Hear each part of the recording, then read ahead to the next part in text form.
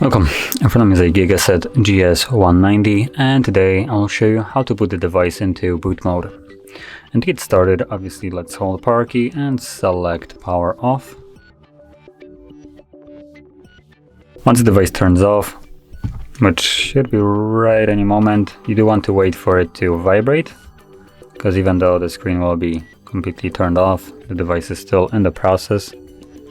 Okay, still give it some time.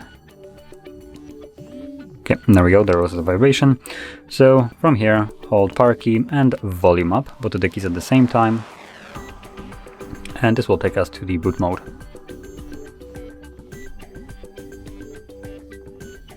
There we go. So as you can see from here, we have only 3 options. Now I'm not sure how visible they are on the... Oh, that didn't help.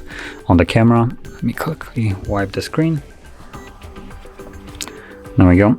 So the first option, which I can select each one of them using a volume up key, as you can see. So first option is recovery mode. Then we have fast boot mode and normal boot, which will take us back to Android. And whatever you select will then confirm mode volume down. So because I want to leave this mode, I'm gonna stick with normal boot, volume down, confirm it, and this will take me back to Android.